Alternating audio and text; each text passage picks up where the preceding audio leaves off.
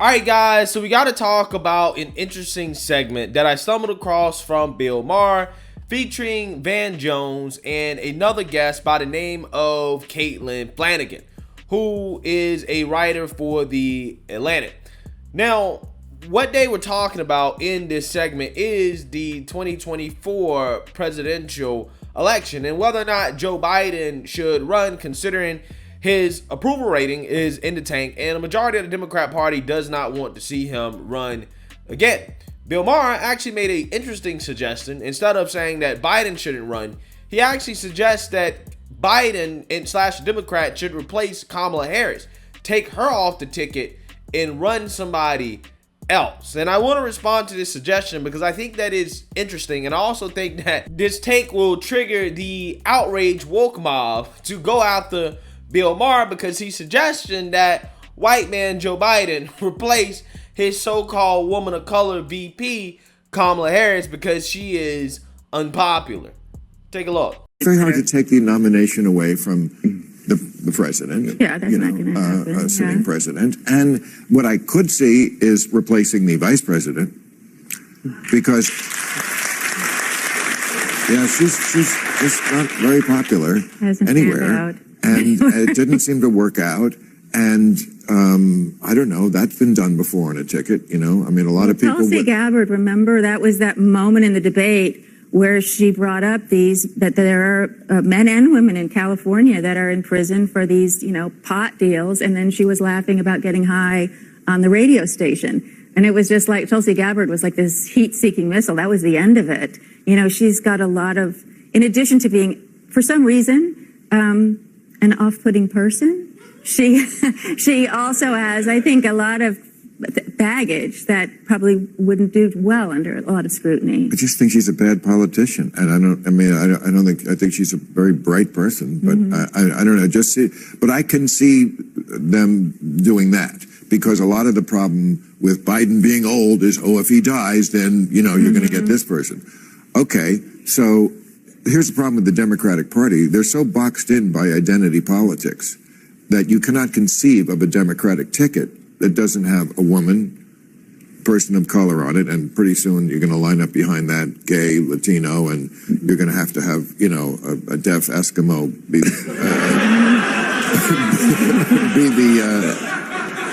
I think it's Alan. Am I right that they are boxed in by identity? Well, first of all, I see it differently in that I don't think Kamala has caught fire yet or found her footing. I think that's true. I think the polling data says that.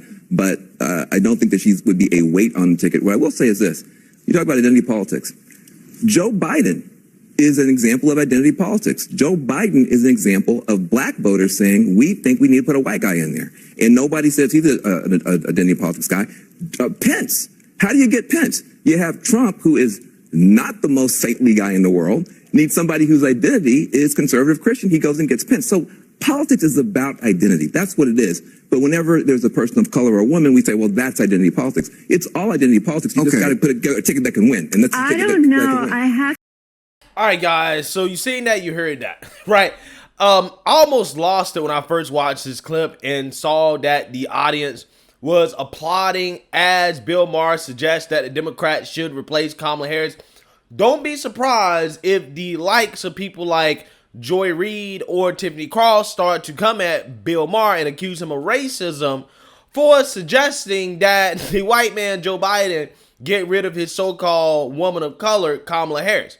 Right? That's exactly what is about to happen, which is what Bill Maher basically alluded to when he talked about the Democrats in identity politics. How you can't imagine the Democrats running a ticket that does not include an individual that has at least one infinity stone of wokeness. They have something about them that they can campaign on to push their victimhood status and to say, hey, I'm marginalized and oppressed. That's why you should vote for me. This is why you should vote for us, the Democrats. Which again makes it hard to imagine that Democrats would get rid of Kamala Harris before Joe Biden. But I think that Bill Maher is halfway right. I think that Democrats should get rid of Kamala Harris, but they also should get rid of Joe Biden.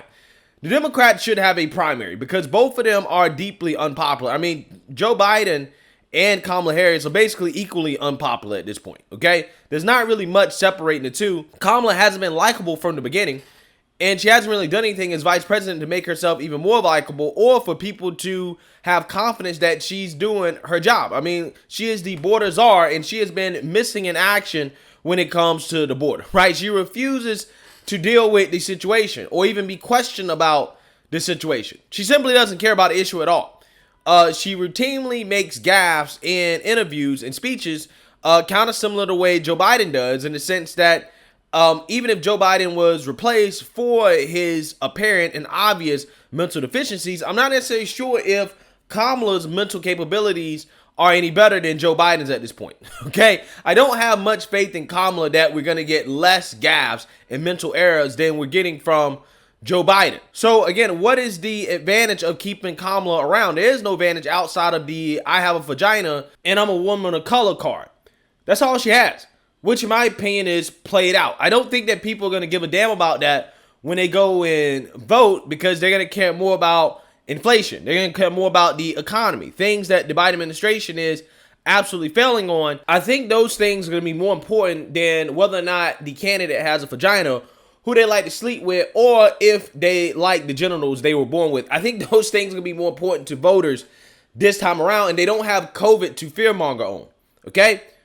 Again, Democrats here, they should have a primary. And one of the most undemocratic things that we do in our country that I really don't like is this idea that, well, you shouldn't run a primary because we have an incumbent. The incumbent's already in office. And that happens a lot when it comes to the presidency than it does when it comes to some of these lower level races. Okay, you see in the lower level races that the incumbent will get a challenge from somebody in their own party, especially if that person is not doing well. Okay, if their disapproval is high, if there is a reason to replace that person, somebody will run. For whatever reason, though, when it comes to the presidency, the party that is in charge, that has the presidency, they don't want to run somebody to replace the president, even when the president is doing bad, like Joe Biden.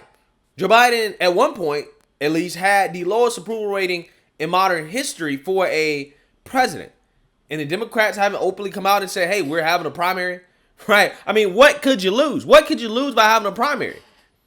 You really can't lose anything by having a primary. You should. You should. But the reality for the Democrats is that they really don't have any better candidates, right? I mean, the best candidate they probably have is Gavin Newsom, and people are actively fleeing his state, right? There's an active exodus from California, and that is probably the best contender that they have, okay? The Democrats don't have anybody, okay? So with that being said, again, I found it hilarious how the audience applauded when Bill Maher suggested replacing Kamala Harris. I expect some woke outrage from the left, from women like, Joy Reid and Tiffany Cross, because Bill Maher is suggesting replacing a black woman. But the truth of the matter is that her approval is so low that, yes, she should be replaced. She hasn't done a great job. The Democrats, if they were smart, they would be looking to not only just replace her, but to replace Joe Biden as well, too. Both of them are equally a disaster. So let me know what you guys think. Make sure you like, comment, and subscribe. Most importantly, share a black conservative perspective. Peace.